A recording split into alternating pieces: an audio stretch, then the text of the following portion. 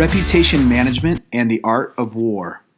I'm Matt Jones, and I'm here to talk to you CEOs about 3 things that, from our research, you're not doing very well. Sun Tzu was an ancient general in China who was very successful in battle, and he wrote a book called The Art of War. Now, you as CEOs may look at your competitors as shadowy figures that are stealing the food away from your kids' mouths, or you might look at them as friendly competitors who are joining you in the potato sack game of life.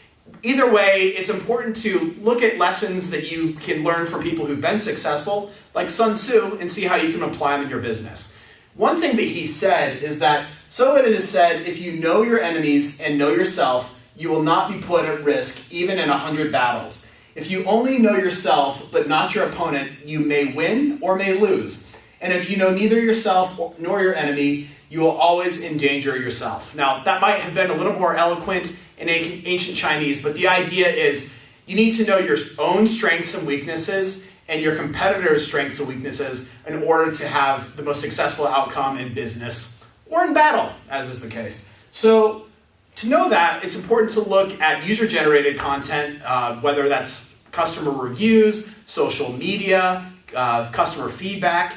Take that information to learn what your customers say are your organization's strengths and weaknesses and make those things better.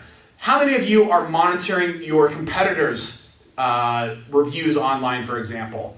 If you aren't doing that, please invest in review monitoring software that can do that. Again, if you only know your strengths and weaknesses, you might be successful, but if you know what you do well and what your competitors do well, you're much more likely to vanquish them in the battle of money and business and life. So make sure you monitor that and make sure that you invest in software that is telling you what your customers think you're doing well and what not so well, and also your competitors. Second point, attract new franchisees. So when you have a great reputation and people are looking at you as a potential business that they want to invest in and become a franchisee, if you can show them your average star rating across all those different review sites, people want to buy into a quality organization. And that's one way that you could reassure them that the work you do and the brand that you've built and the reputation you have is one of the highest marks. And that's something they're going to want to buy into. And it's also something that you can hold them to that standard and say, hey, we expect the same of you after you join the organization. So it's a great way to attract people, but also maintain the quality standards that you expect all your franchisees to uphold.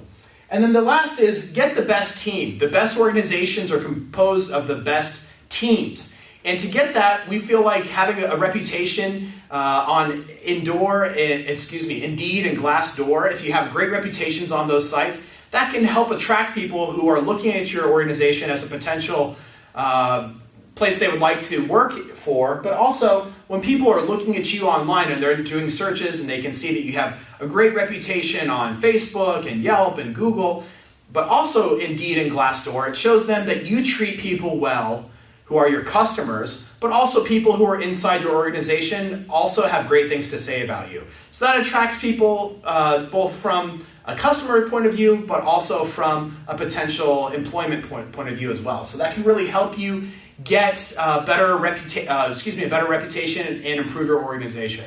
So I'm Matt Jones with WebPunch, and we'll see you next class.